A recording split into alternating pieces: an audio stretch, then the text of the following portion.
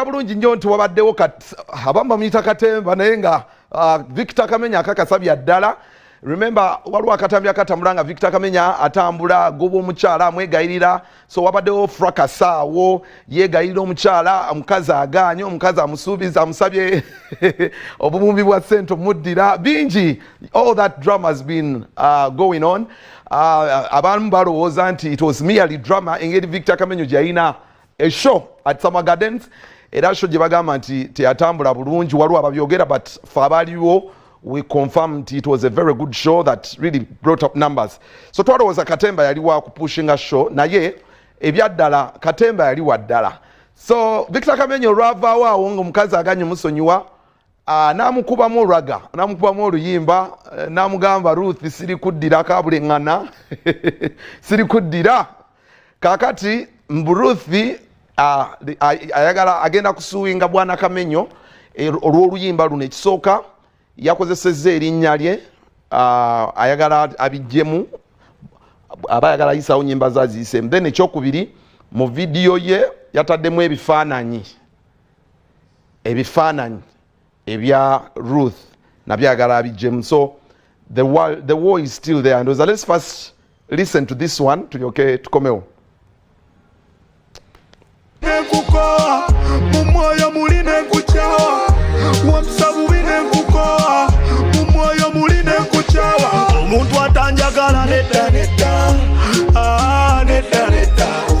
Enganze bampita Ruth akoraje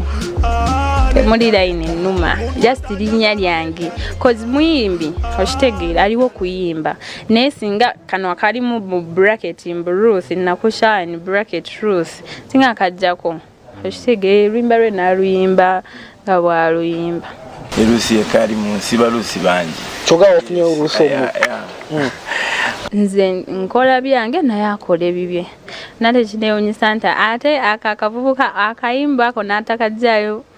amanyi maybe ekinaddako. Talina kyagamba ggwanga, sina kyengenda kukyusa, njagala akole kyonna kyasobola okukola.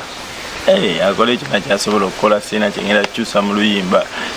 Ngenda ddulekayo nga we luli luyimba luli lusi na kukyawa. Obuzibu omuntu oba tosobola kulabirira muntu omuleka okitegeera cause wabaayo yenga ye level ye gy'asobola olabirira okitegeera ne batasobola kati batansobola si musango. Bw'aba awuliranga akamisigi kamutuddemu easy. Nze ne Victor bye yali ankoze bye bingi okitegeera ate kyeŋŋamba nakati kyenkyagamba I'm not sorry kuye nti ye nzireyo oba biki oba mwetondera nzireyo. Baluti bangi waliwo n'ondo wa Kafeero weyayimbako Lusia muwala wa Kinyozi. Okay. Bangi kyekyo kyeŋŋambye nti akaana ako Kakamenyo naye mwana muto mwana ebyo bintu mukulu nti appearance mukulu musajja mukulu naye mwana muto lwansonga nti kyekyo kyolaba kyasobola ye okutuulaawo n'alowooza n'agamba maybe oba lwakuba neetonda n'agaana oba nakola kino maybe ensonyi omuntu osoozikyusa n'ozifuula obusungu okitegeera n'ojjamu gwe ky'oba olowoozezza okukolera oyo omuntu nenze sijja beeranga ye just akayimba mwadde ennaku ezi akajjayo abive nako ebyo oluyimba tetusobola ddukyusa akole kyakola wangi akole kyakola tetusobola ddukyusa tetutidde tetuli batiitiizi kabeere kaana kampisa nnungi kamanye we kakoma ate ennyimba ze naye ng'ate amanyi waakoma naye olwo oluyimba lwo yeetereeze nalwo sikyalina nabinyumira kuba kati yantuuse ezinyumira z'abangayo naye kati otegedde ebyo biba byamabega kati tekyali luyimba lwe kati terukyaliyo olunyumira ne bwe bamuteera wali ekivulu ku bwereere sijja omuntu anvuluka nedda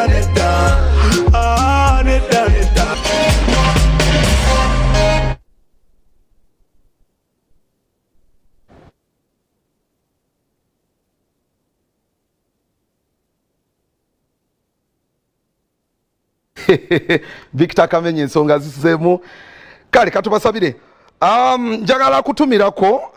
kutumirako waliwo omwami bamuyita Gobi Lawrence alina guluka senkawo is watching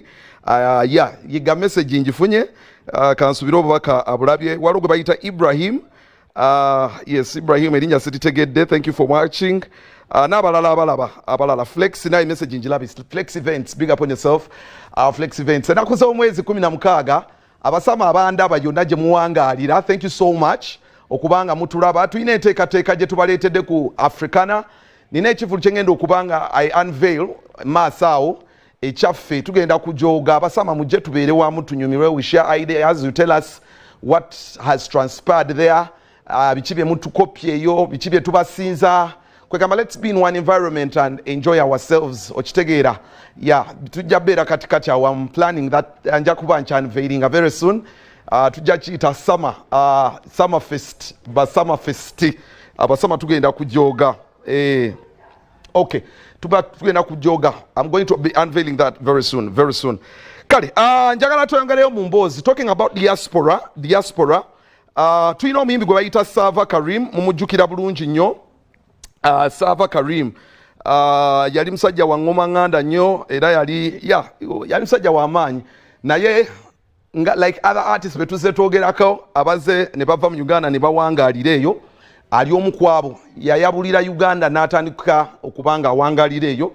naye ye n'abasiraamu abali mu America omwo actually ekibiina bakiyita Uganda American Muslims Association bali mu America yes Sava Karim n'abakulu bano bataddewo kaweefube ow'okuzimba sente egenda okuyamba bannayuganda abawangaalira mu America nga balina ebizibu you know they are in America in a foreign land so waliwo ebyo batuukako nga tebalina waakuddukira tebalina waliwo ebintu beetaaga cheap medical care naye nga of course ebintu by'Abamerica obimanyi biba by'Abamerica but tebakyalina kyakikolera they are now Ugandans based in America so ne balowooza bateekewo ekintu ekiyinza okubanga kisobola okukwatirako ku bannayuganda wano wajja kubeerawo omuzikiti kye bayita masjid era bigenda kubeera mu Massachusetts bagenda gizimbira ba Ugandan communities bagenda bagiyita Ugandan Community Center in America nga bagiyita Uganda Community Center mu America ejja kubeerako bingi amasomero g'abannayuganda nga gasomesa ku bintu culture ye Uganda obuteerabira kugenda beerako omuzikiti bannayuganda nga basobola okusaala mu mirembe era nga bangi nnyo abasonze kwabadde kusonda ssente era wano Sava Karim n'ayongera n'okunnyonnyola lwaki yakaluubirizibwa nnyo okugenda maaso n'endongo kya busiraamu obuteetiyula nnyo mu ndongo kyeba abamu babagamba okuyimba si kulungi omusiraamu talina kuyimba